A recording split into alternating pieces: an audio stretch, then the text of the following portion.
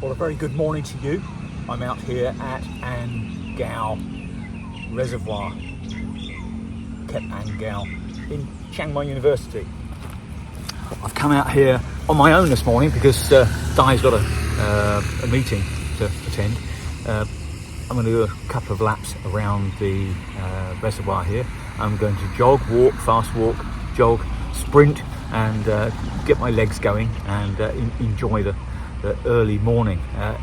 We've had so much rain overnight, fantastic amount of rain, a lot of wind as well. So the roads are slippery, and also the trees are full. So many trees, old broken trees have come down in back alleys and that sort of thing. So we'll see what we find on the way around the lake here.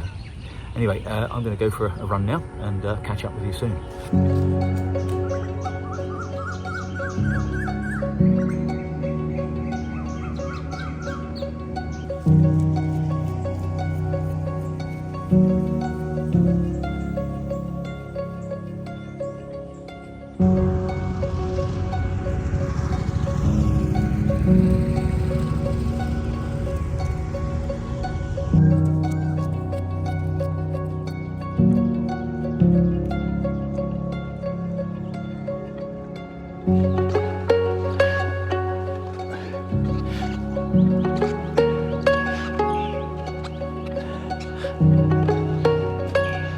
You know, it's a wonderful place to come on a Sunday morning when the birds are in their element, waking up from last night, especially a wonderful night of rain, wind, a real storm went through.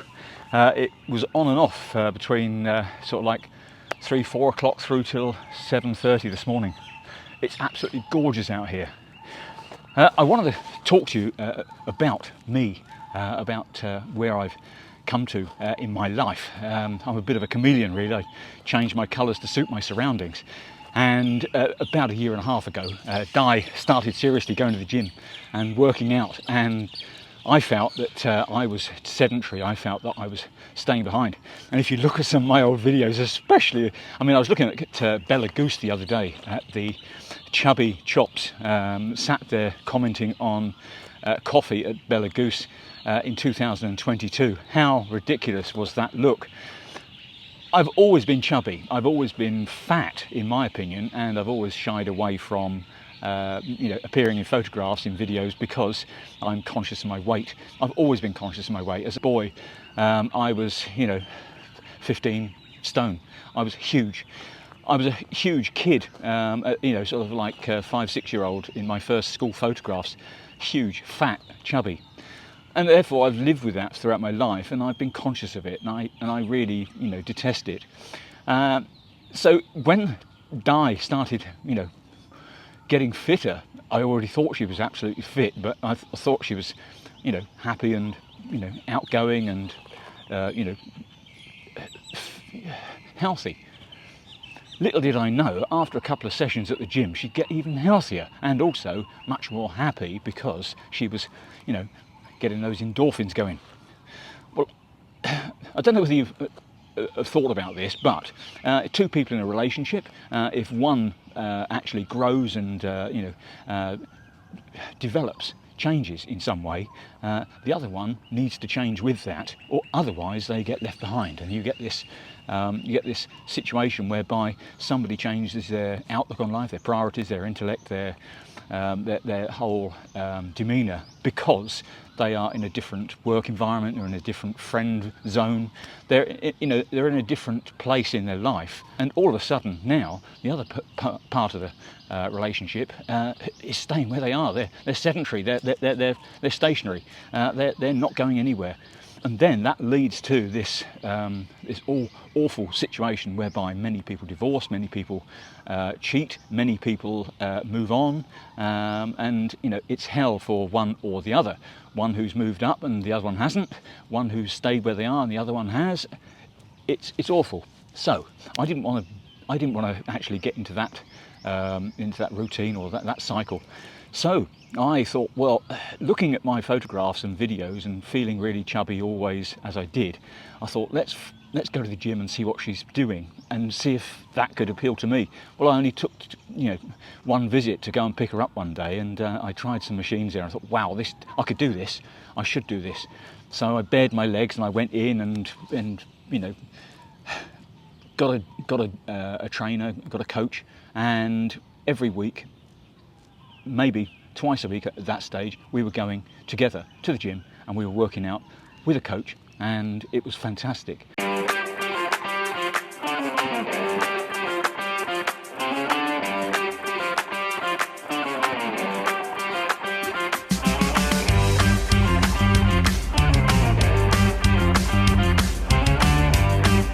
It proved to me how unfit I was. It proved to me, I knew, it didn't need no proving. I was absolutely amazed at how unfit I was, and it really was a kick in the arse, and I really should have done it a lot earlier in my life. Well, after having gone to the gym a couple of days a week, I now go to the gym 3 days a week, and also I'm working out at home as well as coming out for things like this on a Sunday morning.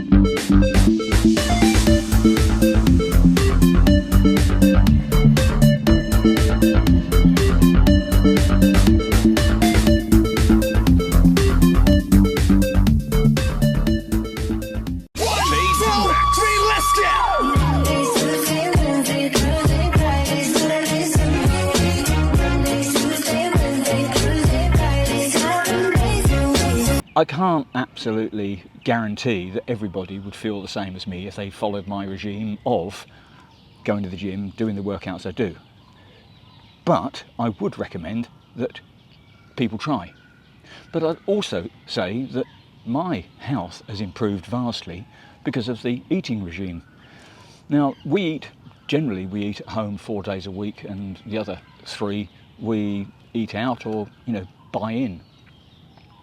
Cooking at home, we are able to have fresh food and the food on the plate that we need to keep ourselves healthy and improve our diet, improve our bodies, and maintain gut health and improve muscle, not put the fat on, and develop that muscle more. We're not talking about weight competitions or going to shows and competing. We're talking about getting rid of fat and making full use of our limbs and our body through the muscles that are there and getting them to operate as they should, rather than them wasting away and being useless. So on top of the food and the exercise is good sleep, and sleep is so essential. I'm now getting on a regular basis somewhere between 7.5, 8.5 hours every night, and they are good.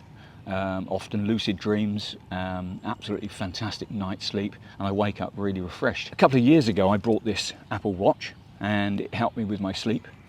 It also then came in useful when I went to the gym, and it now is very useful for when I'm out here. I can do a couple of laps around Ang Kaew, and it can measure my pace around. It can tell me whether I'm better than last time. It can tell me whether my heart's good, my heart's up from the previous lap, or up from the previous time I did this. When I'm on the treadmill at home, I can measure how my heart is doing on my watch and my app on my phone. These measurements are telling me something that I need to know, for not just to inspire me to progress, but also to say you're doing the right things. That's nice, the sun's coming up.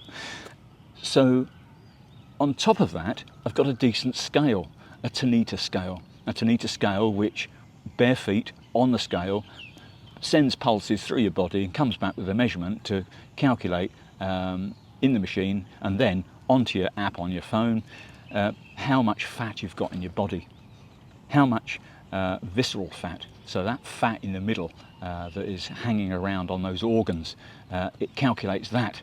It's a suggestive value, it's not necessarily what is there, but it's looking as if it's the way it's reacted is actually proportional to what I have actually experienced. So this stuff in the middle, this is all gone now. I used to be out here. It was really big. And round the back, and I've got a backpack on today, but this is really all fat round here.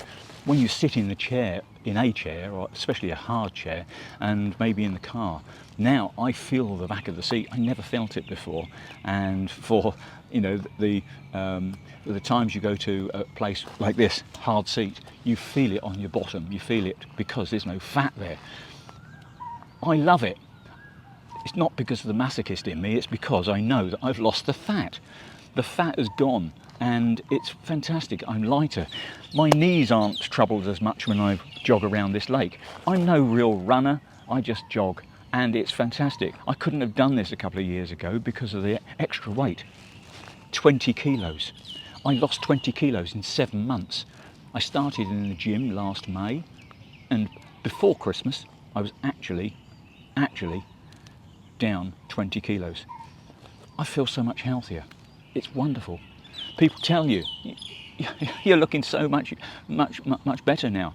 I feel better, but what's more is the scale tells me, and looking in the mirror tells me, and when I'm out and about and doing stuff, and you tell yourself how old you feel, the numbers on the scale, the people telling you how you feel in yourself, your attitude. I feel 20, 30 years younger. I'm 69 years of age. I don't feel that old. Love it. I thoroughly recommend it. Getting fit, getting healthy. And for people who retire to a place like Thailand, you need insurance, don't you? Well, this is my insurance. This is my health insurance. Staying healthy, staying fit. I want to live longer. I'm going to live longer. And I know that because I am committed to it. People come here to retire to say, well, I'm going to take it easy for the rest of my life and put my feet up. Well, you're going to waste a lot of money on insurance, aren't you? And you're probably going to go to the hospital more often, and you're probably going to keep buying bigger clothes than you had before. I've thrown out all my XL clothes, my extra large clothes. I went down to L, so I had to renew my wardrobe once, and now I've renewed my wardrobe to medium. So I don't have any XL clothes. I've got a couple of bits of L left, but my clothes now are all medium. Yeah. What more can I say? I'm going to go for another lap around the lake here. Thanks for looking at this video, and as I've sat here, I think the video camera has tilted like that. So there we go. Never mind. I'm going to wish you well and ask you to look at my other videos on my channel. If you've not subscribed yet, please do, and check out my other videos, various topics around Chiang Mai. I live here now for more than 20 years, and I share what I do in real life that happens in Chiang Mai. I'm not a tourist. I don't go looking at the cheap stuff. I don't go telling you how to live on 500 baht, which is a ridiculous price, and to be quite honest, people who come here and want the cheapest things in life shouldn't be here, because it's not growing the economy, it's not doing anything for Thailand. Why are you here? You came to see the picturesque area, you came to experience the bar or the beautiful things that you'd heard about, and perhaps you should all go home and go to the next country and spend 500 baht in that country. I don't know. Anyway, wish you all well. Take care. Thanks for looking. Bye-bye.